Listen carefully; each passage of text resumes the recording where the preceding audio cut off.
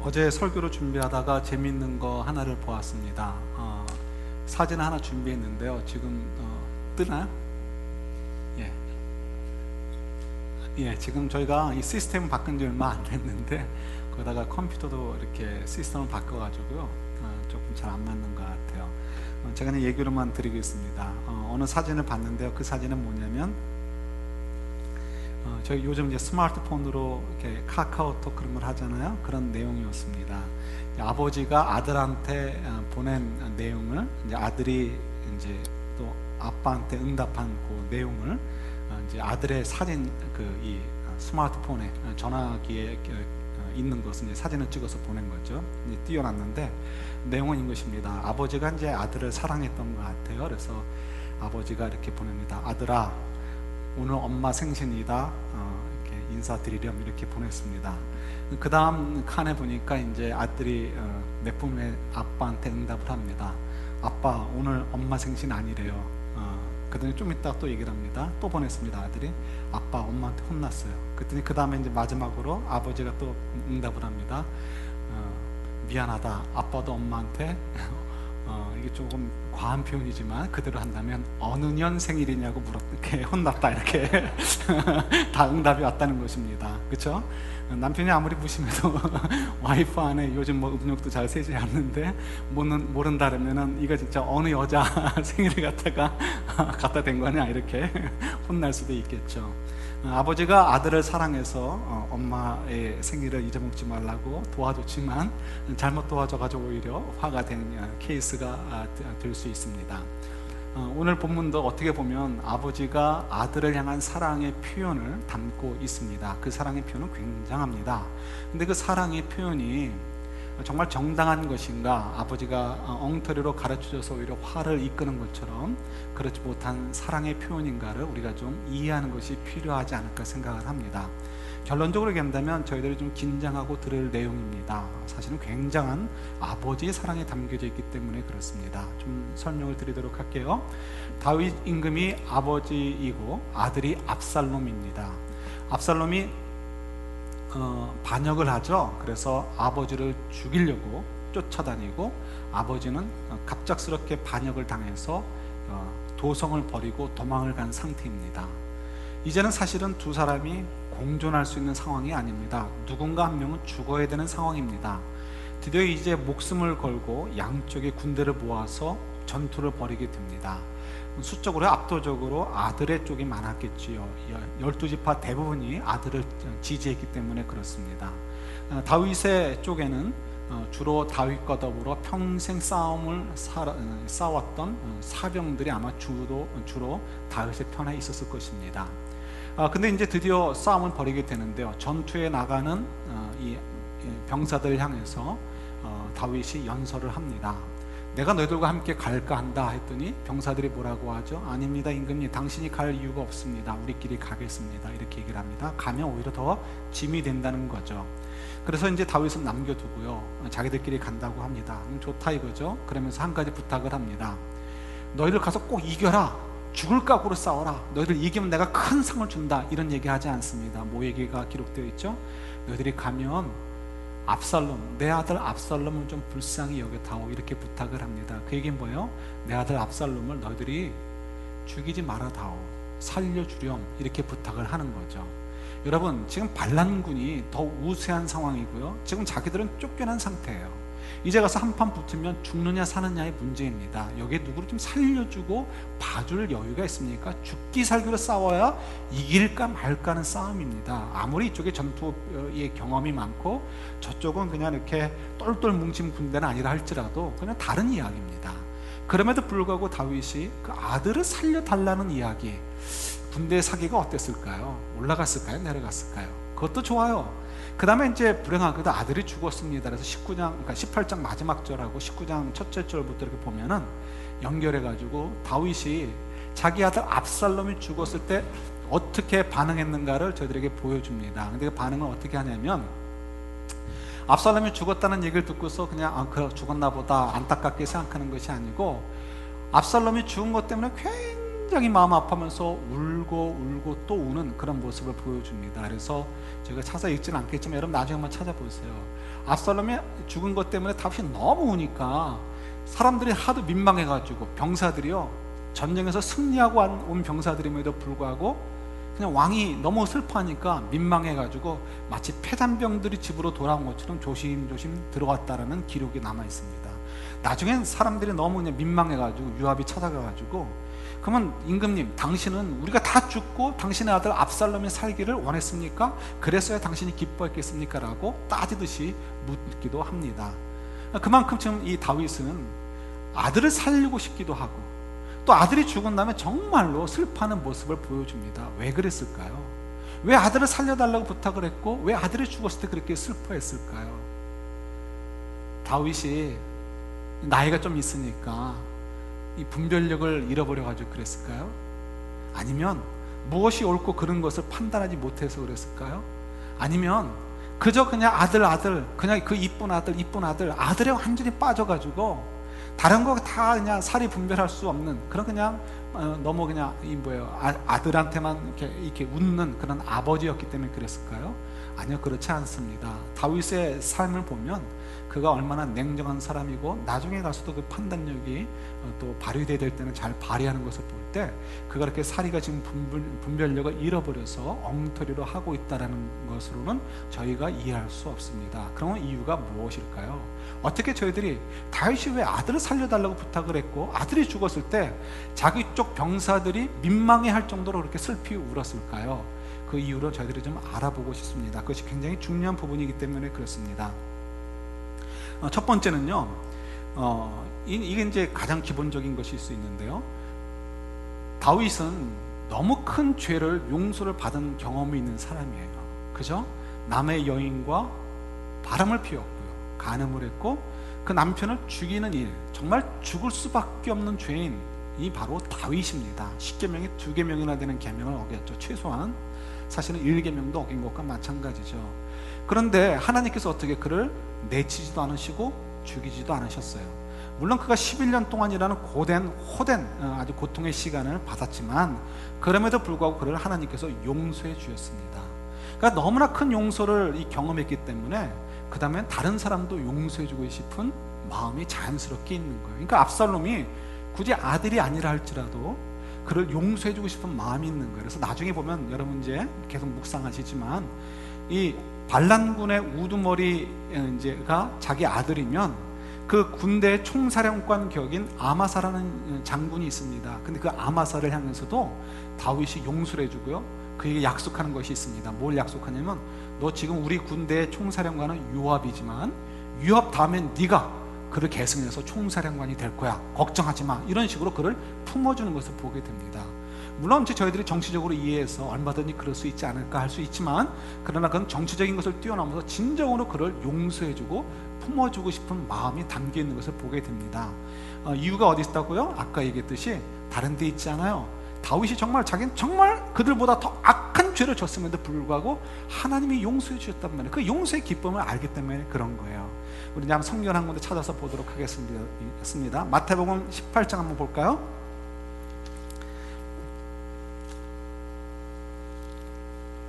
마태복음 18장 21절부터 22절 두 절만 한번 같이 볼게요. 신약성경 30페이지 아니면 31페이지에 있습니다.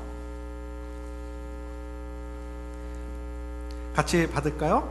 그때 베드로가 나와 이르되, 주여, 형제가 내게 죄를 범하면 몇 번이나 용서하여 주리이까? 7번까지 하오리이까? 예수께서 이르시되, 내게 이르노니 7번뿐 아니라 7번을 70번까지라도 할지니라. 아멘. 사실 7번이란 얘기는 이제 장로율법에 사람들이 죄를 지면 7번까지 용서해줘, 이런 식으로 표현이 되어 있는데요, 사실 이스라엘에 있어서 7의 숫자라는 것은 만수입니다. 풀 넘버죠. 그러니까 끊임없이 용서해 주라는 의미예요.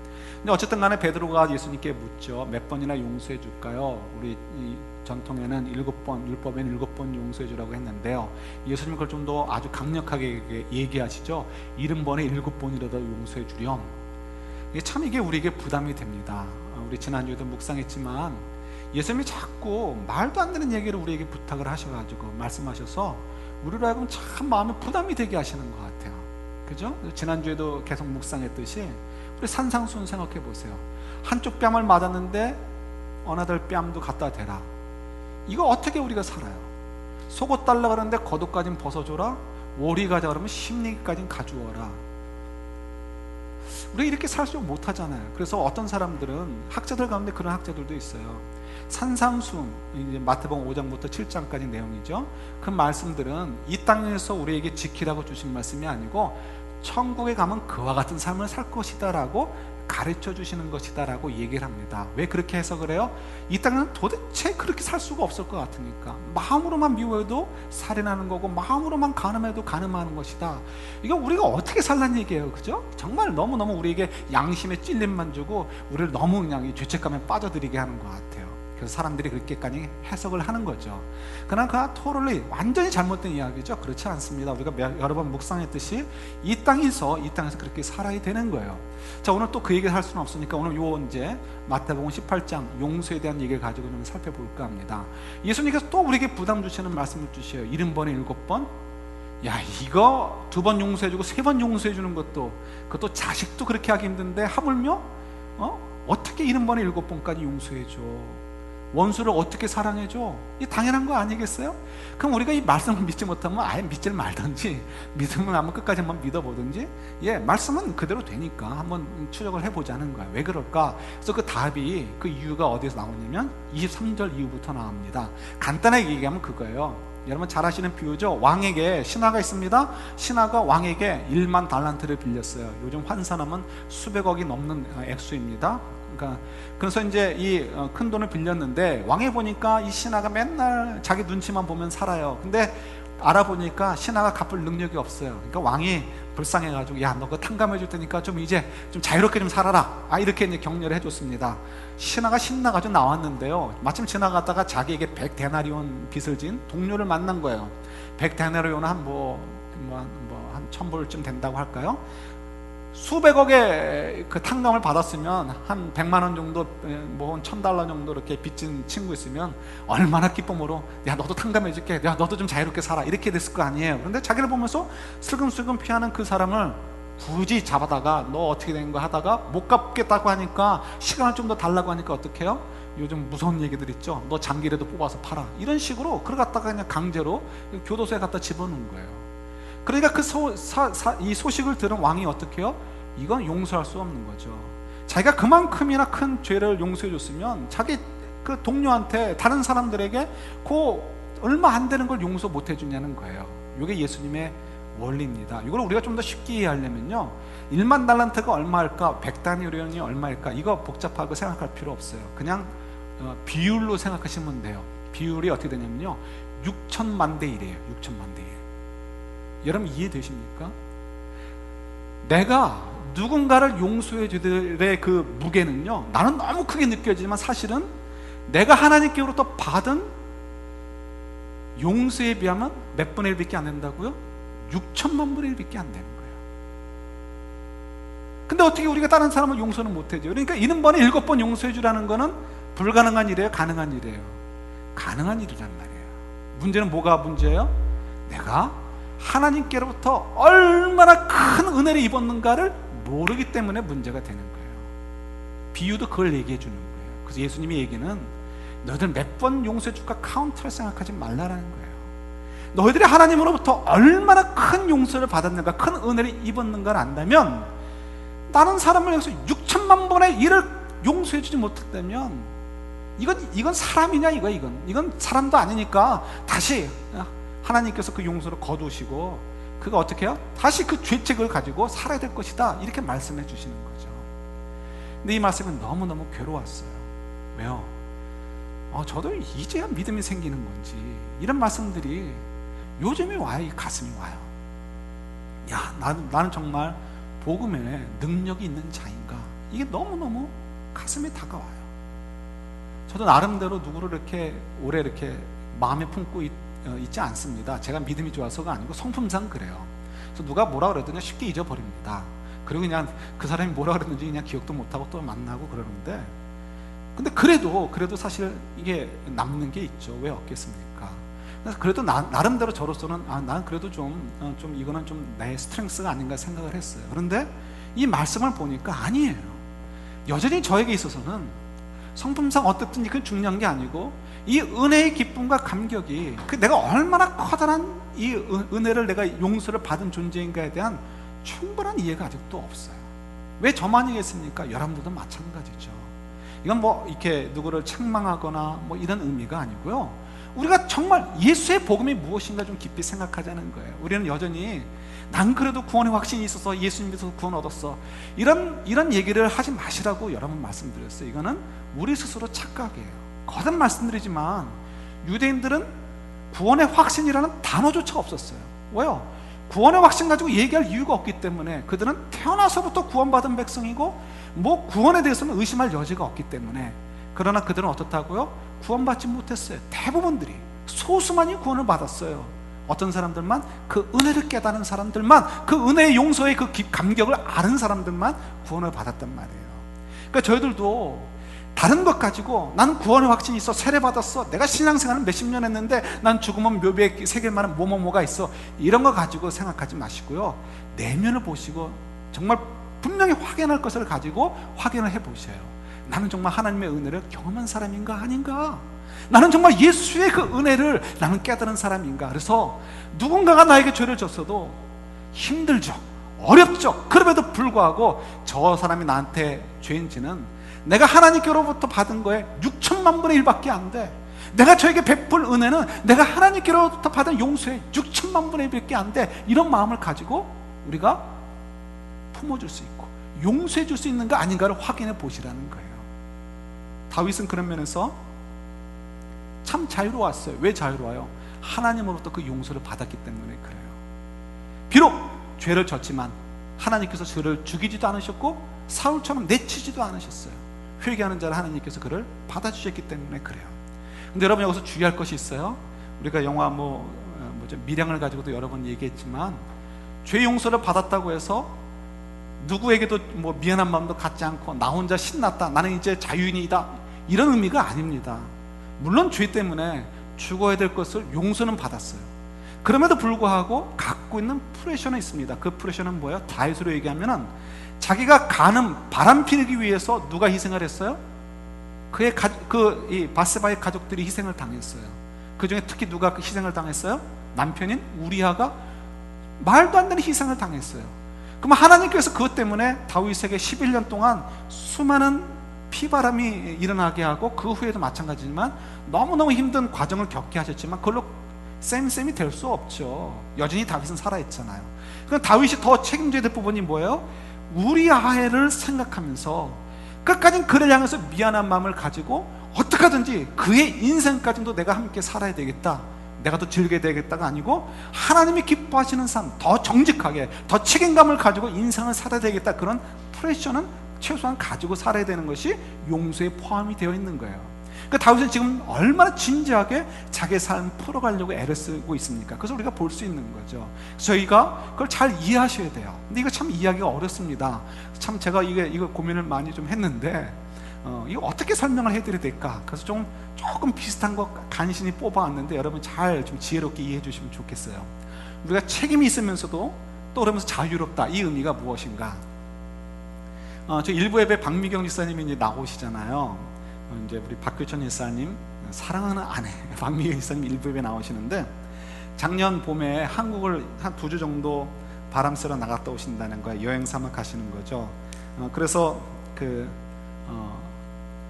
이제 예배 끝나고 커피 마시면서 대화를 나누다가 너무 좋잖아요. 우리가 못 나가도 우리 성도분들이 나가니까 너무 좋죠. 그래서 좋은 여행 되라고 얘기하면서 한 가지 부탁을 했어요. 제가 처음으로 부탁을 했습니다. 한 번밖에 없어요. 교회 일 때문에 부탁을 한 적은 있는지 모르지만 개인적으로는 처음 부탁했어요. 뭘 부탁했냐면 갔다 올 때 꼬꼬면 2개만 사다 달라고. 그때 이제 꼬꼬면이 유행이었거든요. 미국에는 아직 없었고. 그래서 왜 2개냐? 저하고 아들놈만 끓여 먹으려고. 왜 아내는 뺐느냐? 아내는 닭을 못 먹거든요. 그래서 이제 2개만 사다 달라고 부탁을 했어요. 얼마든지 그냥 농담 반 진담 반으로 얘기한 거죠.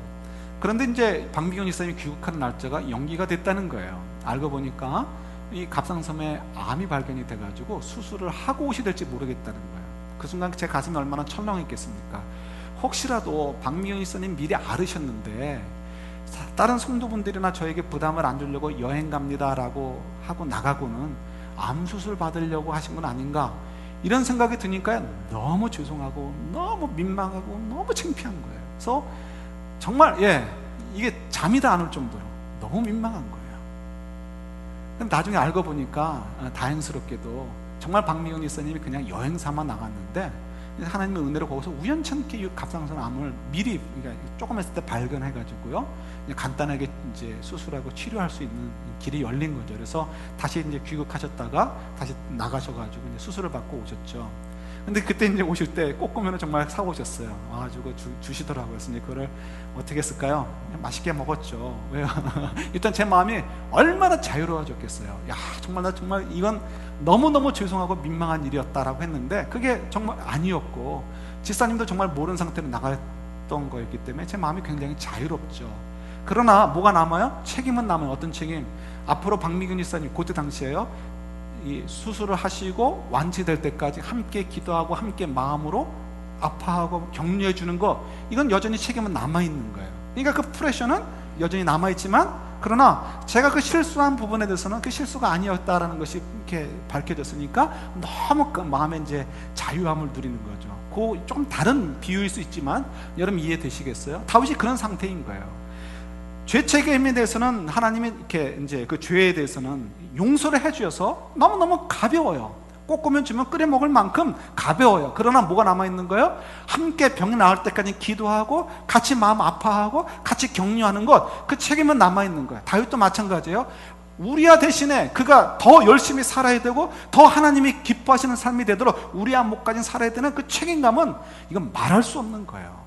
그러나 어쨌든 간에 그건 어떻게 해요? 그 용서의 기쁨, 그 용서의 기쁨은 너무 큰 거죠. 그러니까 그가 아무리 많은 인생의 짐을 져도요, 신나게 그 인생의 짐을 질 수 있는 거예요. 그 용서의 기쁨이 있으니까 어떻게 해요? 압살롬 아들, 비록 아들이 아버지를 죽이겠다고 덤비는 거였지만 그것도 어떻게 해요? 얼마든지 넉넉하게 용서해 주는 마음이 있는 거예요. 이해가 되십니까? 아니 되십니까? 이러면 이제 우리가 어떻게 70번 7번은 용서해 주란 말이 이해가 되겠어요. 그렇죠? 하나님 말씀은 요건 이렇게 생각하고 저건 저렇게 생각할 게 아니에요. 그 말씀을 가지고 무조건 다 목을 걸어야 되는 거예요. 목숨을 걸어야 되는 거예요. 이 말씀이 이해가 되셨으면 좋겠어요. 오늘 마침 녹화가 안 되는데 이해가 안 되시면 웹사이트 가셔가지고 몇 번이고 좀 들으시더라도 이해를 좀 하시면 좋겠어요. 그래서 이제 다윗이 이제 이 용서를, 하나님으로부터 얼마나 큰 용서를 내가 받았는가 알게 되니까 압살롬조차도 그 6천만 분의 1도 안 되니까 얼마든지 용서할 마음이 생기는 거죠. 그러니까 적어도 첫 번째로 우리가 다윗이 아들을 용서해 주려는 것은 그가 분별력을 잃어버렸기 때문이 아니고 정말 영적인 분별력을 가지고 깊은 신앙의 이해를 가지고 용서해 주려고 한 거구나 하는 것을 저희들이 이제 이해할 수 있는 거죠. 이제 두 번째,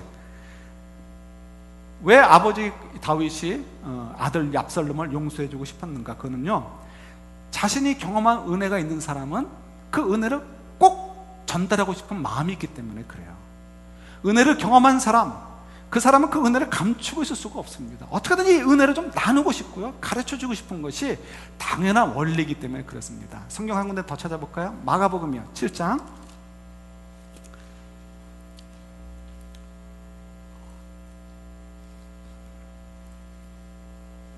마가복음 7장 31절부터 37절인데요 그냥 읽지 않고 쭉 내려와서 또 밑에 가서 볼게요.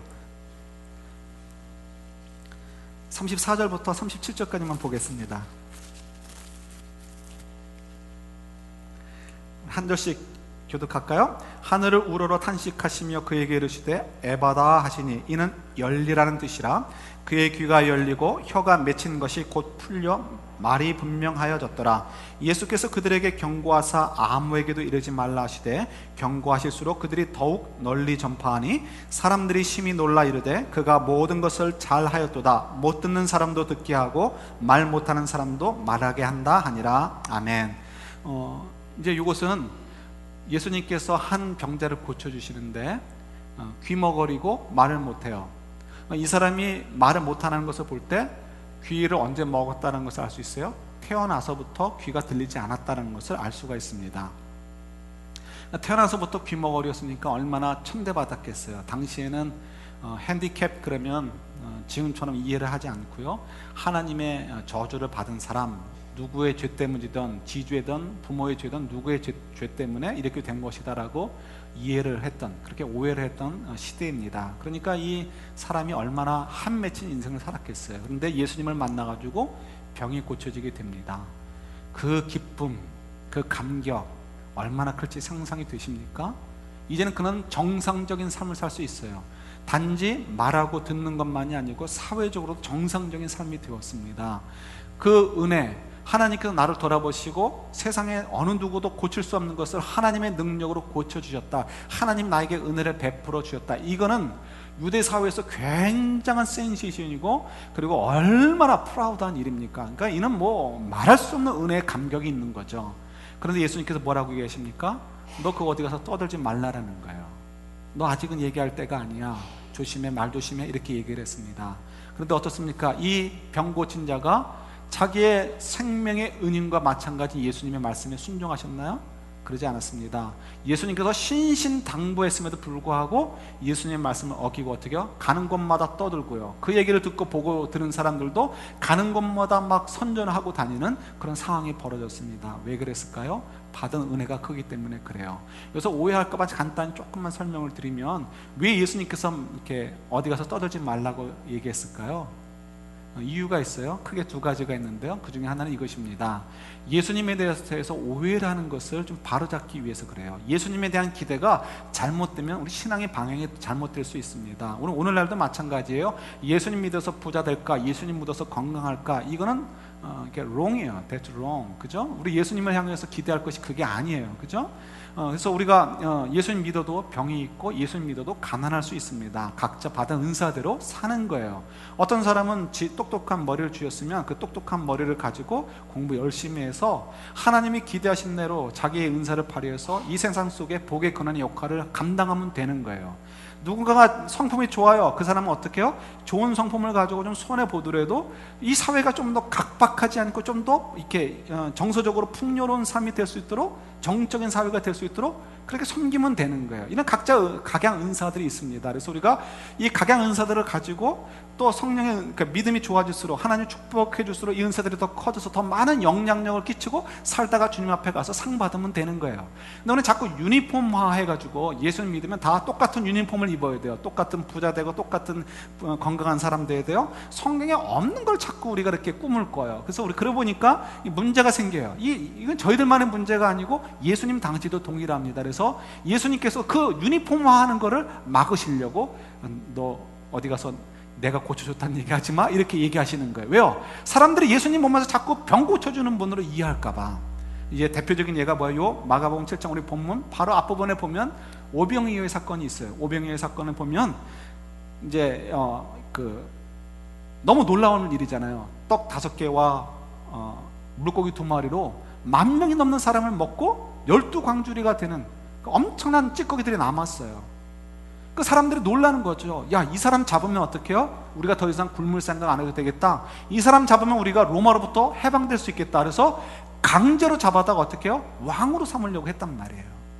그러니까 지금 예수님께서도 지금 계속 요거를 좀 염려하시는 거예요. 예수님께서 이 땅에 오신 것은 로마로부터 해방이 아니고 영원한 죄로부터의 해방이고, 예수님께서 이 땅에 오신 것은 우리를 하여금 뭐 가난이나 이런 것을 다 해방되게 하려는 것이 아니라, 가난할 건 가난한 대로 살고 부유한 사람 부유한 대로 살되, 예수님처럼 이 땅에 하나님께서 우리를 보내신 목적대로 선한 하나님의 일을 하다가 예수님처럼 영광스러운 자리에 이르도록 그 길을 가르쳐주기 위해 오셨는데, 그거는 보지 않고요, 예수님을 통해서 어떻게 하면 떡 하나 더 얻어먹을까, 예수님을 통해서 어떻게 하면 좀 더 권력에 가까워질까, 이런 것만 꿈꾸니까 예수님이 자꾸 피해 다니고 도망 다녔었던 이유 중에 하나가 바로 여기에 있는 것이죠. 그러니까 예수님을 통해서 어떻게 해요? 병 고치는 자가 아니라 영생을 주시는 자, 예수님을 통해 우리가 어떤 인생을 살아야 될 것을 배워야 되는 것인가를 알리도록 하기 위해서 주도가 그러니까 뭐죠?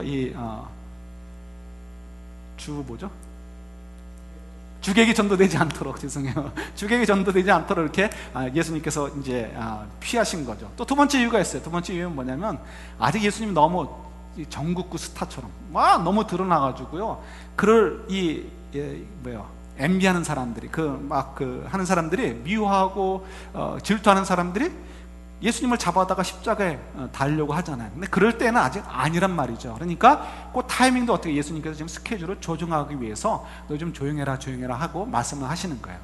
그럼에도 불구하고 자기의 생명의 은인과 같은 사람의 부탁을, 명령을 순종하지 않고 막 떠드는 이유 어디 있어요? 그 받은 은혜가 너무 감격이 되니까. 하나님이 나를 돌아보셨다, 나를 사랑해 주신다는 그 감격. 평생 나는 하나님의 저주를 받은 자도 생각하고 살아왔는데 아니구나, 하나님 나를 돌아보시고 하나님 나를 사랑하시는구나, 이걸 확인되니까 어떻게 해요? 그 감격을 어떻게 감출 수가 있어요? 그 은혜를 자랑하고 싶고요, 그 은혜를 전달하고 싶고요. 그러니까 어느 누구도 그를 막을 수가 없는 거죠. 그 사람들이 예수님의 소문들을 더욱 이렇게 전달하고 다녔던 것이죠. 남들에게도 이렇게 알리고 싶은데 자기 아들에게는 얼마나 알리고 싶겠습니까? 자기 딸에게는 얼마나 알리고 싶겠어요? 다윗이 그런 거예요. 압살롬을 용서해주면, 그가 조금이라도 좀 더 살게 된다면 어떻게 해요? 뭘 경험할 기회가 있는 거예요? 하나님의 은혜를 경험할 기회가 있단 말이에요. 내가 하나님의 그 은혜를 경험했는데 우리 아들이 이 못난 아들이 나처럼 하나님의 은혜를 좀 더 경험했으면 좋겠다, 저렇게 죽으면 안 되는데 했는데 죽었단 말이에요. 그러니까 어떻게 해요? 그냥 체면이고 살이 분별이고 없어요. 그냥 그게 불쌍해서, 그렇게 죽은 아들이 불쌍해서 엉엉 울고 또 울고 자기를 위해서 목숨을 걸고 싸웠던 병사들 앞에서도 울고 했던 이유가 거기에 있는 거죠. 다윗이 주책을 부린 것이 아니고 그 아들에 대한 그 간절한 마음, 그 아버지가 경험한 그 하나님의 은혜를 가르쳐주고 싶었는데 그걸 놓쳤다는 것 때문에, 안타까운 마음 때문에 울었던 것을 저들이 알게 되는 거예요. 여러분들 어떻습니까? 그런 은혜의 감격이 있으세요?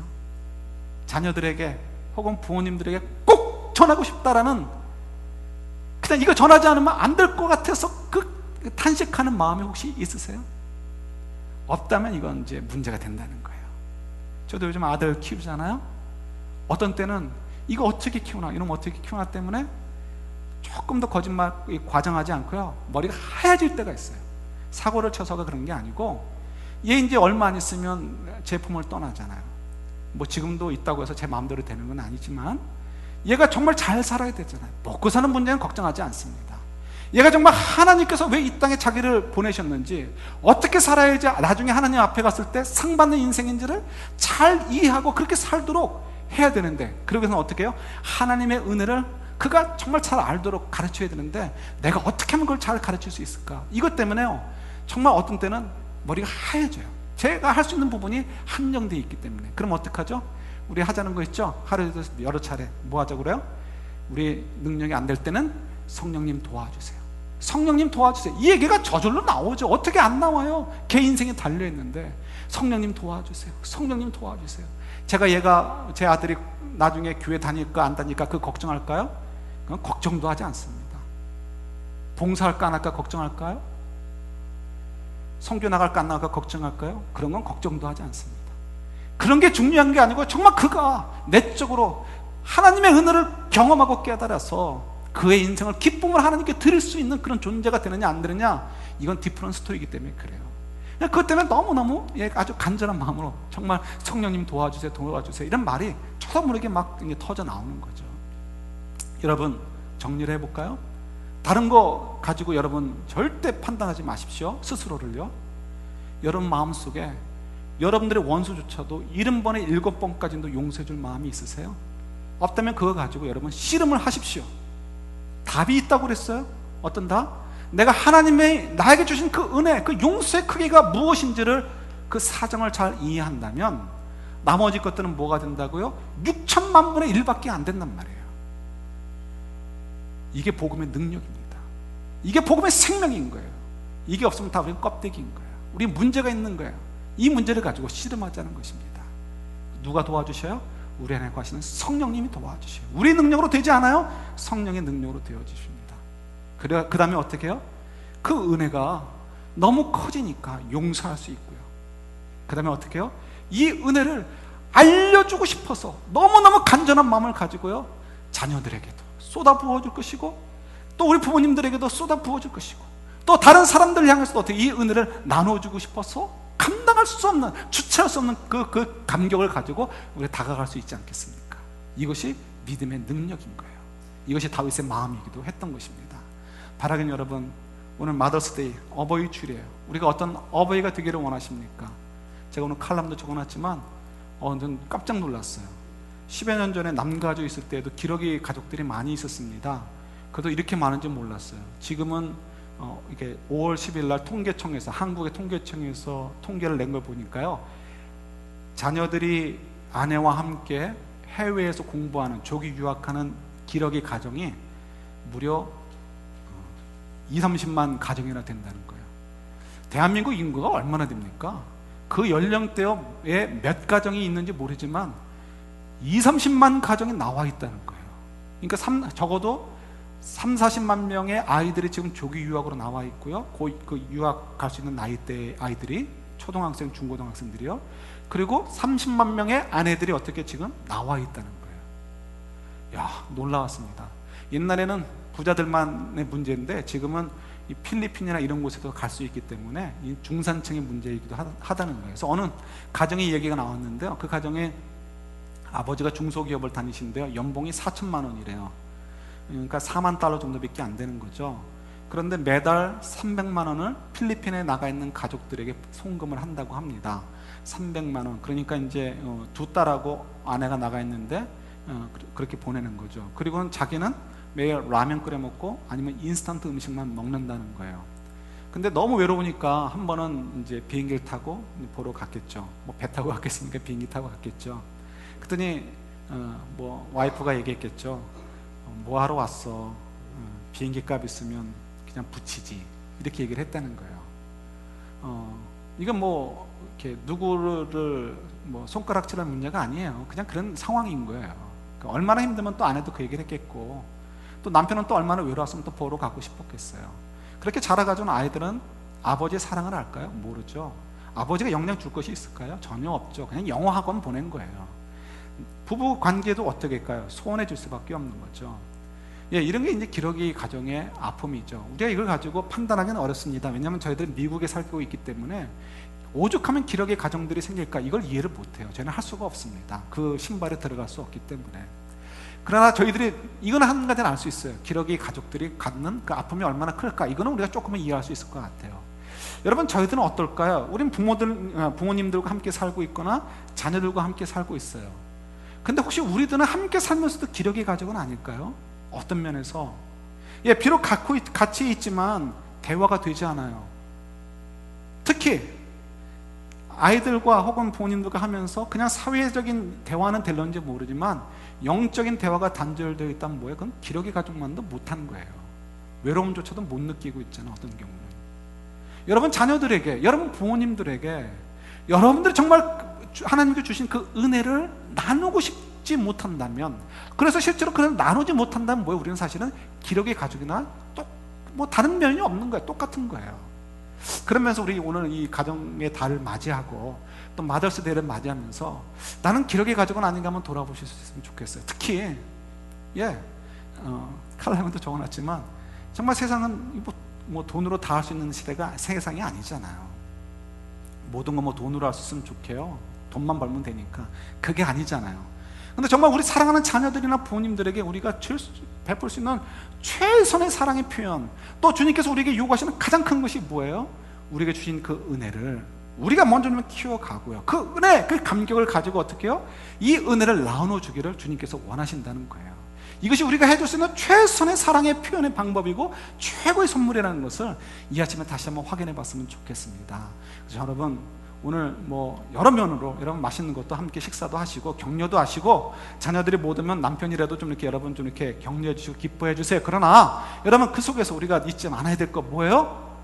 내가 정말 맛있는 음식만 함께 나누고 있는가, 아니면 진정으로 예수 그리스도 안에서 이 정말 어느 것보다도 소중한 이 은혜를 함께 나누고 있는가 아닌가, 이걸 통해서 우리가 다시 한번 우리 가정과 우리 자신을 한번 평가해보고 이것을 하나님이 기뻐하시는 모습으로 회복해 갈 수 있는 귀한 기회가 될 수 있기를 우리 주님의 이름으로 축원합니다. 기도하겠습니다.